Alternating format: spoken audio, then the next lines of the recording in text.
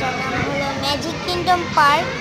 তো এটা হলো ঢাকা যারা আছেন তারা যেতে পারবেন। বাসাবো ছায়াবীথি আছে না, ওইখানের ওদিকেই আছে। ওখানে কিছু মল আছে ছায়াবীথির পাশেই, যেমন স্বপ্ন, তারপরে আড়ং, মোমেন্ট বেবি, এরকম বিভিন্ন ধরনের। এগুলার সাথেই আর কি এই পার্কটা।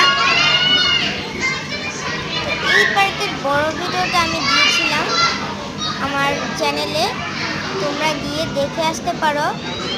এই পার্কটা এতটাই সুন্দর, এই পার্কটা প্রায় পুরোটাই দেখিয়েছি ভিডিওতে।